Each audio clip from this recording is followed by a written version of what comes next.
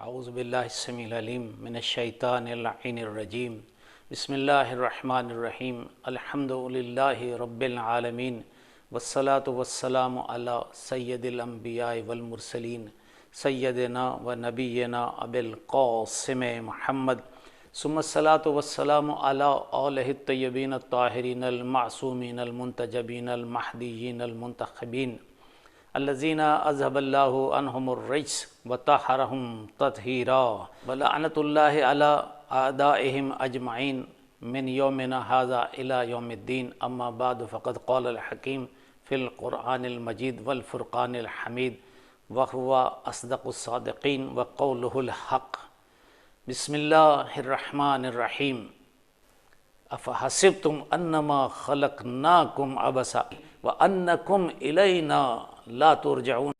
مومنین گرامی قدر، پروردگار عالم کا عظیم احسان کہ اس نے ہمیں خانوادہ رسالت کے در اقدس پر جھکنے کی توفیق عطا فرمائی۔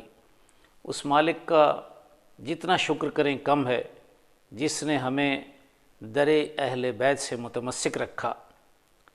عزیزان گرامی قدر، اللہ کے رسول کا خاندان، اللہ کے رسول کا خانوادہ ان عظیم ذوات مقدسہ پر مشتمل ہے جن میں سے 12 ائمہ طاہرین علیہم الصلاۃ والسلام کا سلسلہ جلیلہ ہم سب کے ایمان و عقیدہ کا حصہ ہے۔ پہلے امام امیر المومنین علی بن ابی طالب علیہ الصلاۃ والسلام سے لے کر آخری امام سرکار حجت تک 12 اماموں پر عقیدہ رکھنا فقہ جعفریہ کے مطابق، ہمارے مسلک کے مطابق بالکل اس عنوان سے عقیدہ رکھنا ضروری ہے کہ جیسے سرکار ختم مرتبت علیہ الصلاۃ والسلام شریعت لائے تھے اور شریعت کے احکام دے کر گئے، ان کے بعد اس شریعت کی حفاظت، اس دین کی حفاظت کرنے اور سلسلہ ہدایت کو جاری رکھنے کا فریضہ ان منصوص من اللہ ذوات مقدسہ کے ذمے ہے۔ پہلے امام سے لے کر 11ویں امام تک اس دنیا میں آئے، اپنی اپنی ضرورت، اپنے اپنے زمانے کے حساب سے، اپنے منصب ہائے جلیلہ کے مطابق اپنی خدمات اللہ کی بارگاہ میں پیش کر کے اس حیات ظاہری سے واپس چلے گئے، اور 12ویں امام کا بفضل ہی تعالی ہمیں ان کے ظہور کا ابھی تک انتظار ہے۔ عزیزان گرامی قدر، اس سلسلہ امامت کے 11ویں امام سرکار امام حسن عسکری علیہ الصلاۃ والسلام ہیں۔ امام حسن عسکری علیہ الصلاۃ والسلام اس ماہ ربیع الثانی کی 10 تاریخ کو 232 ہجری میں بروز جمعۃ المبارک مدینہ منورہ میں متولد ہوئے۔ جیسا کہ آپ کے علم میں کہ آپ کے والد محترم ہمارے 10ویں امام علی نقی علیہ الصلاۃ والسلام تھے، جبکہ والدہ محترمہ حدیثہ خاتون تھیں جو اپنے زمانے کی عالمہ، فاضلہ، زاہدہ، عابدہ، متقی، پرہیزگار خاتون تھیں۔ ان کے بطن اقدس سے سرکار نے اس حیات ظاہری میں قدم رکھا۔ تاریخ سے ملتا ہے کہ امام علی نقی علیہ الصلاۃ والسلام کی دیگر اولاد کے علاوہ بھی جناب امام حسن عسکری علیہ الصلاۃ والسلام اعلیٰ، عرفہ، فاضل، بہتر، زاہد، متقی اور عالم تھے۔ یہی وجہ تھی کہ اللہ کریم نے آپ کو اس منصب جلیلہ کے لیے منتخب فرمایا۔ روایت نے لکھا کہ جب سرکار اس حیات ظاہری میں متولد ہوئے تو آپ کے والد محترم امام علی نقی علیہ الصلاۃ والسلام نے پیغمبر اکرم علیہ الصلاۃ والسلام کے فرمان کے مطابق، سرکار کی پیشگوئی کے مطابق آپ کا اسم مبارک حسن بن علی رکھا۔ یوں تو آپ کے بہت سے القاب ہیں، ہادی، ذکی، ابن الرضا اور ایسے کئی القاب، جن میں سے سب سے زیادہ مشہور عسکری اور سراج رہا۔ یہ ایسے القاب ہیں جو امام حسن عسکری علیہ الصلاۃ والسلام کی حیات طیبہ میں آپ کے کردار، آپ کے مقام کو بھی ظاہر کرتے ہیں۔ عسکری اس لیے کہا گیا کہ امام علیہ الصلاۃ والسلام عراق کے جس علاقے میں مقیم رہے، جس کو عرف عام میں سرمن رائے کہا جاتا تھا، جو سر من راع سے نکلا تھا۔ یہاں پر تاریخ سے ملتا ہے کہ جناب امام حسن عسکری علیہ السلام کو اس وقت کے عباسی خلیفہ نے اپنے تئیں خوف زدہ کرنے کے لیے، اپنے تئیں ڈرانے کے لیے، اپنے تئیں زیر نگر لانے کے لیے، اپنے زیر دست کرنے کے لیے 90,000 کا لشکر دکھایا تھا۔ تو امام علیہ السلام نے خلیفہ کو بلا کر اس کے سامنے اپنی 2 انگلیاں بلند کی، اور سرکار نے فرمایا کہ ان 2 انگلیوں کے بیچ میں دیکھو۔ جب اس نے ان 2 انگلیوں کے درمیان دیکھا تو ملائکہ کا ایک عظیم لشکر موجود تھا۔ تو روایت نے لکھا ہے کہ اس وجہ سے اس علاقے کا نام عسکر پڑ گیا، اور چونکہ سرکار نے ایک خلیفہ کے لشکر کے مقابل خدائی لشکر کا دیدار کرایا تھا، اس لیے سرکار کو عسکری کے نام سے بھی یاد کیا جاتا ہے۔ روایات میں لکھا ہے کہ امام علی نقی علیہ السلام کی آغوش مبارک میں 4 ماہ کے سن میں جناب امام حسن عسکری علیہ السلام تھے۔ جب آپ کے اصحاب تشریف فرما تھے، امام علیہ السلام نے تعارف کراتے ہوئے فرمایا کہ میرے بعد میرا یہ بیٹا حسن بن علی امام وقت ہوگا، اور یاد رکھنا کہ جس طرح میری اتباع کرتے رہے، دینی معاملات ہوں یا دنیاوی معاملات، جس طرح میری طرف رجوع کرتے رہے، تمہارے لیے لازم ہوگا کہ میرے بعد میرے اس بیٹے کی بطور امام اتباع کرنا، اور یہی تمہارے لیے ہادی ہوں گے۔ عزیزان گرامی قدر، سرکار امام حسن عسکری علیہ السلام ابھی 4 سال کے تھے کہ اپنے والد محترم کے ساتھ آپ کو مدینہ منورہ چھوڑنا پڑا، اور آپ کو عراق کی سکونت اختیار کرنی پڑی۔ تاریخ نے لکھا ہے کہ امام حسن عسکری علیہ السلام دیگر ائمہ کی طرح صغیر سن میں بھی اللہ کی معرفت کے اعلیٰ ترین درجوں پر فائز تھے۔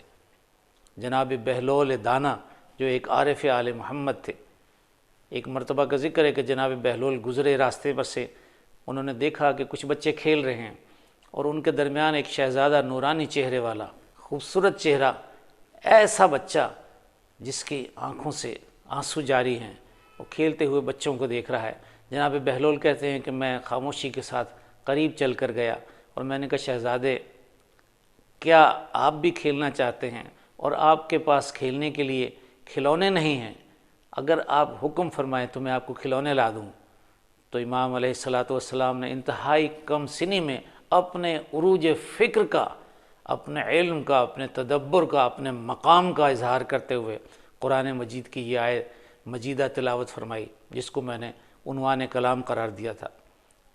قرآن مجید کی ظاہری ترتیب میں 18ویں پارے میں سورہ مومنون کی 115 نمبر آیت ہے یہ۔ افحسبتم انما خلقناکم عبثا، کیا تم یہ خیال کرتے ہو کہ ہم نے تم کو عبث یعنی کھیل کود کے لیے بیکار پیدا کیا ہے؟ نہیں، وَأَنَّكُمْ إِلَيْنَا لَا تُرْجَعُونَ، اور تم یہ خیال کرتے ہو کیا تم پلٹ کر واپس اللہ کی طرف نہیں جاؤ گے؟ عزیزان گرامی قدر، جناب بہلول اس قدر متاثر ہوئے، فوراً خاموش ہو کر سر جھکا کر پوچھتے ہیں، لیکن شہزادے آپ کا صغیر سن یہ بتا رہا ہے، اتنی کم سنی میں آپ نے کون سا کوئی گناہ کیا ہوگا جو آپ خشیت الہی سے اتنا نمناک ہیں، آپ کی آنکھوں میں آنسو ہیں؟ سرکار نے ایک عظیم جملہ کہا، سرکار نے فرمایا میں دیکھتا ہوں کہ جب میری ماں روٹیاں پکانے کے لیے تنور روشن کرتی ہے تو میری ماں پہلے چھوٹی چھوٹی لکڑیاں ڈالتی ہے۔ میں اللہ کے خوف سے ڈرتا ہوں کہ کہیں میں جو چھوٹا ہوں ان چھوٹی لکڑیوں کی طرح جہنم کی آگ کا ایندھن نہ بن جاؤں۔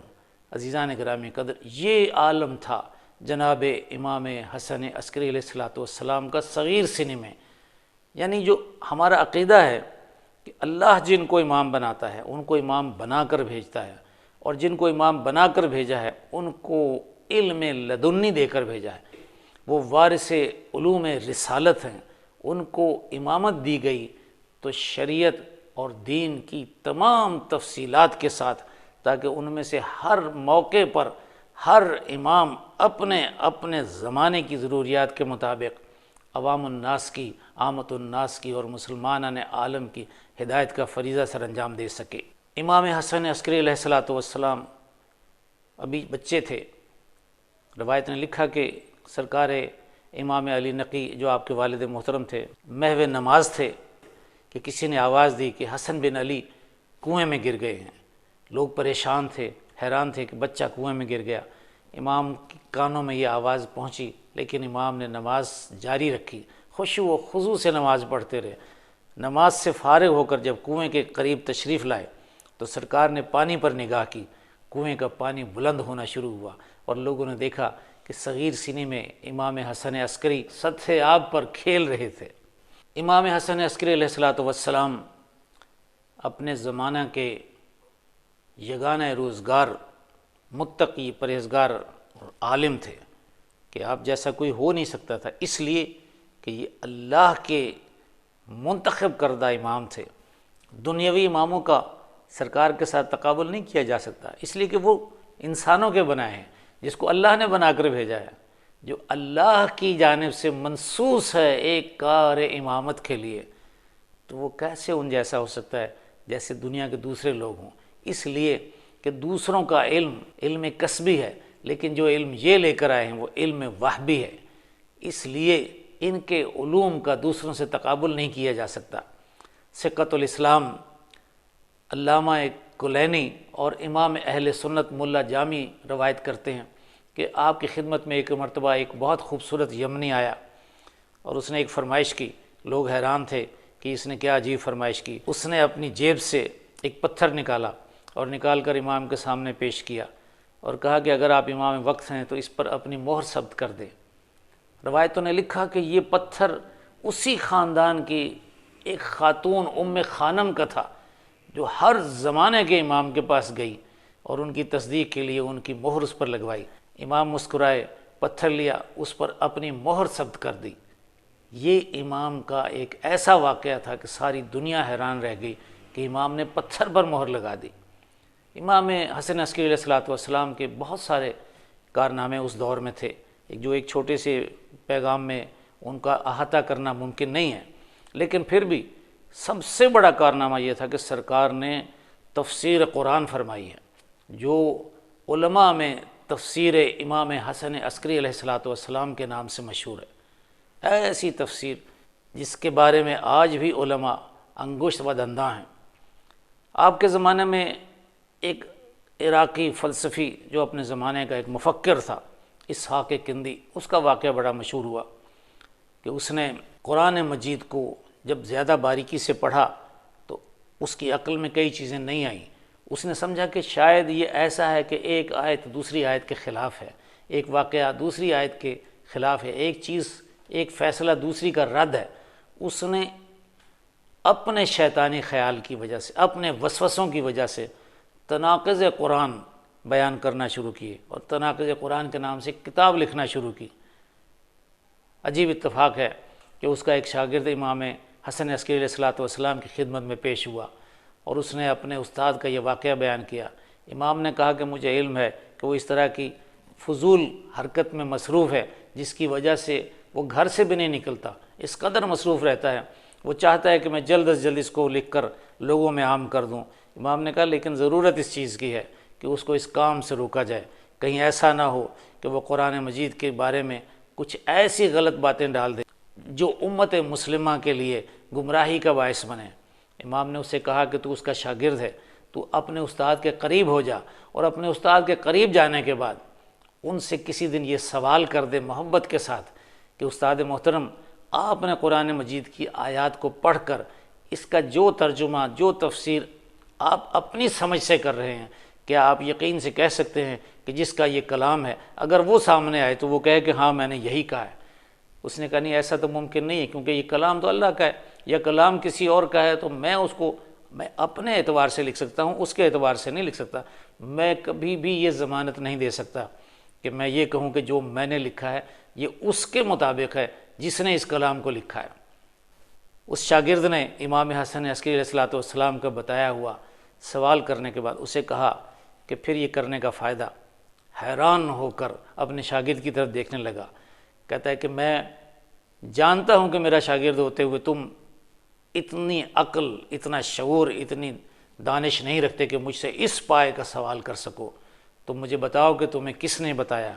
اس نے حقیقت حال عرض کی، اس نے کہا میں امام حسن عسکری علیہ الصلاۃ والسلام کی خدمت میں حاضر تھا کہ کہ امام نے مجھے یہ بات کہی، جیسے ہی اس نے یہ سنا اور ان چیزوں کو سمجھنے کی کوشش کی، فوراً تائب ہو گیا، اور روایت نے لکھا ہے کہ اس نے آگ منگا کر اپنا لکھا ہوا تمام نسخہ نظر آتش کر دیا، پھر امام حسن عسکری علیہ الصلوۃ والسلام کی خدمت اقدس میں حاضر ہوا اور آ کر توبہ کی، تائب ہو گیا اپنی اس غلطی سے۔ عزیزان گرامی قدر، امام حسن عسکری علیہ الصلوۃ والسلام کا ہی زمانہ تھا، کتنے ایسے واقعات ہیں جو سرکار نے لوگوں کے سامنے معجزات کی صورت میں پیش کی ہیں۔ سرکار کا زمانہ تھا کہ آپ کے علاقے میں شدید قحط پڑ گیا، اتنا قحط پڑ گیا کہ بارشیں ہو نہیں رہی، خشکی کا موسم ہے، فصلیں تباہ ہو رہی ہیں، جانور مر رہے ہیں۔ خلیفہ وقت نے لوگوں سے کہا کہ نکل کر نماز استسقاء ادا کی جائے۔ ایک دن کی گئی، بارش نہیں ہوئی، دوسرے دن کی گئی، بارش نہیں ہوئی، تیسرے دن کی گئی، جب بارش نہیں ہوئی تو چوتھے دن عیسائی راہبوں کا ایک وفد جو اس علاقے میں آیا ہوا تھا، ان میں سے جو سب سے بڑا راہب تھا، اس نے کہا کہ میں آج دعا کروں گا، تم دیکھنا بارش ہو جائے گی۔ میدان میں ایک عظیم مجمع اکٹھا ہو گیا، اس نے دعا کے لیے ہاتھ بلند کیے، جیسے اس نے دعا کے لیے ہاتھ بلند کیے بادل آیا اور برسنے لگا، جب اس نے ہاتھ نیچے کیے بادل رک گیا۔ دوسرے دن بھی اس نے ایسا کیا، تب پھر بارش ہوئی، تیسرے دن پھر ایسا ہوا، بادل آیا اور بارش ہونے لگی۔ اب اس نے کہا کہ دیکھو تم مسلمان ہو، اسلام کے ماننے والے ہو، تمہاری دعاؤں سے بارش نہیں ہوئی، لیکن دیکھو میں نے دعا کی ہے، میں عیسائی ہوں، میں عیسیٰ کا ماننے والا ہوں، میں عیسائی ہوں، میں جب دعا کر رہا ہوں تو بارش ہو رہی ہے، اللہ نزول باران فرما رہا ہے، تو کیوں نہ تم میرا دین اختیار کرو۔ اور روایت نے لکھا ہے کہ ایسی صورتحال بن گئی جس میں لوگ عیسائیت کی طرف مائل ہونے لگے۔ خلیفہ کو جب یہ علم ہوا، اس نے فوراً اپنے ایک خاص شخص کو بلا کر امام حسن عسکری علیہ الصلوۃ والسلام کے پاس بھیجا، تاکہ جا کے سرکار سے عرض کی جائے کہ یبن رسول اللہ، آپ کے نانا کی امت، آپ کے جد کی امت گمراہ ہو رہی ہے، آپ میدان عمل میں تشریف لائیں، لوگوں کو اس گمراہی سے بچائیں اور ہمیں اس قحط سالی سے نجات دلائیں۔ روایت نے لکھا کہ امام حسن عسکری علیہ الصلوۃ والسلام اپنے مصاحب کے ساتھ خانہ اقدس سے برآمد ہوئے، جہاں وہ عیسائی راہب یہ کرشمے دکھا رہا تھا، سرکار وہاں گئے۔ سرکار نے کہا کہ اسے کہو کہ یہ اپنے ہاتھ بلند کرے دعا کے لیے۔ سرکار نے کہا کہ جب یہ دست دعا بلند کرے تو اس کی طرف دیکھتے رہنا، پھر جب میں تمہیں اشارہ کروں گا تو اس کے ہاتھ میں کوئی چیز ہوگی وہ فوراً لے لینا۔ جیسے ہی اس نے ہاتھ بلند کیے اور بارش ہونے لگی، دو افراد دوڑ کر اوپر گئے، انہوں نے فوراً اس کا ہاتھ پکڑ لیا اور اس میں سے ایک چیز لے کر آئے، امام کے حوالے کی۔ امام نے فرمایا کہ یہ کسی نبی کی ہڈی ہے، اور نبی کی ہڈی کا یہ کرشمہ ہے، یہ معجزہ ہے کہ جب اسے زیر آسمان کھولا جائے تو اللہ بارش فرماتا ہے۔ سرکار نے اس ہڈی کو کپڑے میں لپیٹ کر دفن فرمایا، پھر سرکار نے 2 رکعت نماز ادا کی اور اللہ کے حضور بارش کی دعا کی۔ پھر بادل آئے، فرمایا نہیں یہ بارش یہاں نہیں ہوگی، یہ فلاں مقام پر ہوگی۔ پھر بادل آئے، کہا نہیں یہ بارش ادھر نہیں ہوگی، یہ فلاں مقام پر ہوگی۔ بادل آتے رہے جاتے رہے، پھر سرکار نے فرمایا کہ جو اب بادل آ رہا ہے وہ ایسا برسے گا یہاں کہ یہاں کا قحط دور ہو جائے گا، خشک سالی دور ہو جائے گی۔ تو لوگوں نے دیکھا کہ ایسی بارش ہوئی جیسی سرکار امام حسن عسکری علیہ الصلوۃ والسلام نے فرمائی تھی۔ عزیزان گرامی قدر، یہی وہ معجزات تھے جن کی وجہ سے وقت کے حاکم آپ سے خائف رہتے تھے، جیسے دیگر ائمہ سے خائف رہے، آپ سے بھی خائف رہتے تھے۔ عباسی خلفاء کو یہ تکلیف رہتی تھی کہ اگر ان کے اوصاف و کمالات لوگوں تک کما حقہ پہنچتے رہے، کہیں ایسا نہ ہو کہ لوگ حکومت کے خلاف اٹھ کھڑے ہوں اور ہماری حکومت جاتی رہے۔ یہی وجہ تھی کہ انہوں نے کوئی دقیقہ فروگزاشت نہیں کیا امام حسن عسکری علیہ الصلوۃ والسلام کو بھی پریشان کرنے کا۔ اور پھر جب سرکار کو قید کیا تو ایک ایسی جگہ ڈالا جہاں بھوکے درندوں میں سرکار کو چھوڑ دیا۔ روایت لکھتی ہے کہ درندوں کو جب امام حسن عسکری علیہ الصلوۃ والسلام کے لیے بھیجا گیا، امام نے جانماز بچھائی، مصلی پر کھڑے ہو کر عبادت خدا میں مصروف ہوئے، اور بھوکے شیر بھوکے درندے پہلے آپ کا طواف کرتے رہے، بعد میں آپ کے پاؤں چومتے رہے، آپ کے پائے اقدس کا بوسہ لیتے نظر آئے۔ عزیزان گرامی قدر، اللہ کا بڑا احسان ہے، اللہ کا بڑا کرم ہے، اس کی ہم پر مہربانیوں کی انتہا ہے کہ اس نے ہمیں اس در اقدس سے متمسک رکھا۔ اگر ہم اس در کے نہ ہوتے تو اللہ جانے کسی در پر بھی ہمیں وہ آسرا نہ ملتا جو یہاں سے ملا ہے۔ ہمیں کسی در پر اپنی شفاعت کی امید نہ ملتی۔ دنیا کو چاہیے کہ آج بھی ادیان عالم میں یہ تقابل کر کے دیکھ لے کہ عالم اسلام میں رسول اکرم کے بعد اگر کوئی ہستیاں ہیں تو یہی ائمہ طاہرین علیہم الصلاۃ والسلام ہیں۔ اللہ کریم سے دعا کرتے ہیں مالک ہمیں آل محمد کے درس سے فیوز و برکات حاصل کرنے کی توفیق عطا فرما۔ پروردگار عالم ہمارے بیماروں کو شفائے کاملہ و عاجلہ عطا فرما۔ مالک ہماری تمام حاجات شرعیہ کو پورا فرما۔ محبان آل محمد جہاں جہاں آباد ہیں شاد و آباد رہیں، مالک ان کو اپنی حفظ و امان نصیب فرما۔ سرکار ولی عصر کے ظہور میں تعجیل فرما، ہمیں ان کے آوان و انصار میں محشور فرما۔ ربنا تقبل منا انک انت السمیع العلیم بجاہ محمد و آلہ الطاہرین برحمتک یا ارحم الراحمین۔